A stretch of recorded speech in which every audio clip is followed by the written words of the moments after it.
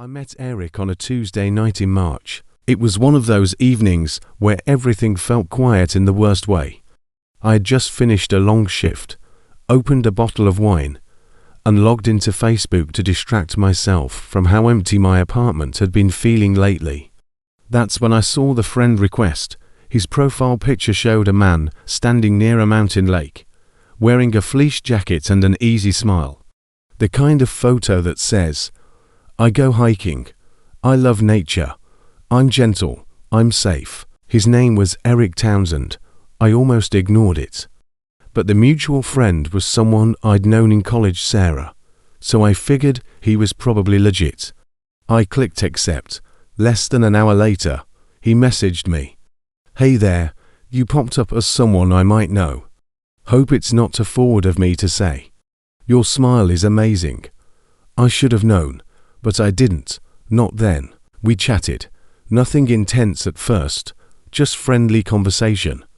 He said he was originally from Colorado, but had been working overseas for a private security firm. Something about helping manage logistics in unstable regions. He didn't go into detail, and I didn't push. I remember thinking it sounded brave. I liked brave. Within a week, we were talking every day. He had this way of making me feel seen. He asked me about my childhood, my goals, even the little things, like what book I had on my nightstand or whether I preferred tea or coffee. It felt like he was building a version of me he genuinely wanted to know. And he didn't just talk about himself, he listened. Over the course of that month, our chats evolved into long voice calls at night. He had a deep, calming voice, said he used to sing in church, that he missed his mom's peach cobbler, that he wanted to get back home soon. He even said he was falling for me. I remember freezing when I first heard it, not because it scared me, but because I realized I was falling too. The thing is, we hadn't met in person, not yet.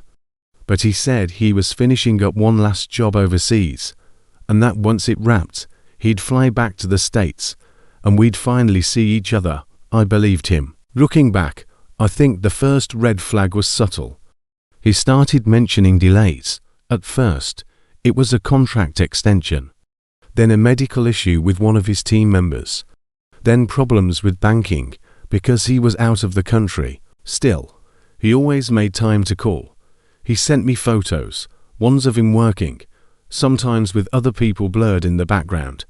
They looked candid, real. I even reverse searched a couple of them, just to be safe. Nothing came up. That made me trust him more. Until one night, he said he was in a bind. His company hadn't wired his payment yet, due to some kind of tax hold, and he needed to settle a local logistics fee to release his passport.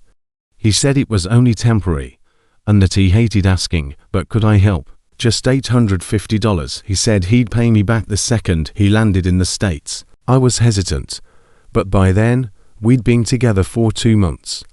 And we weren't just flirting anymore, we'd made plans.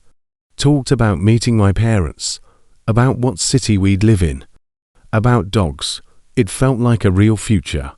So I sent it, and that was the first payment. A week later, there was another issue. Something about customs and equipment, another delay. Another $500. Then his phone broke, and he had to use email. Then his flight was mysteriously cancelled because of civil unrest. Every time he sent me a screenshot of emails, bookings, bank holds, things that looked official, like someone was really trying to get home, but he never came. I told myself he was just unlucky.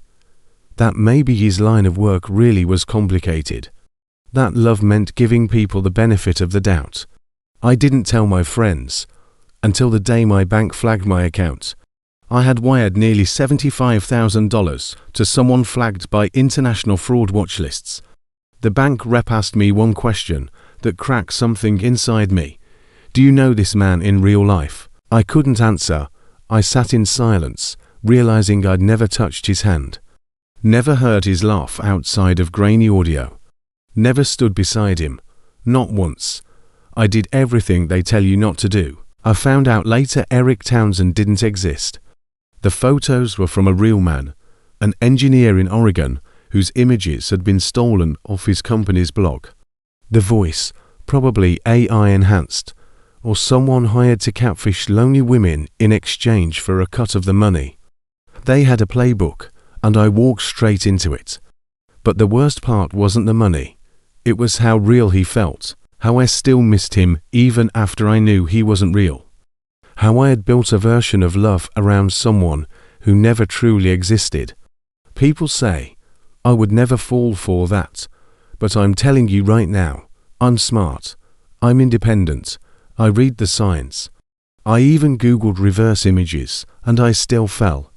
Because what they target isn't just your money, it's your longing. They find the version of you that's been waiting.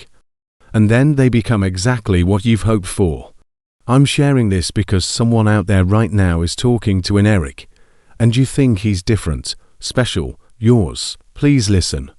Love isn't supposed to make you doubt your instincts. If you've never met in person, if they keep asking for money, if their stories don't line up, pause. Ask for help, even if it's embarrassing. I lost thousands.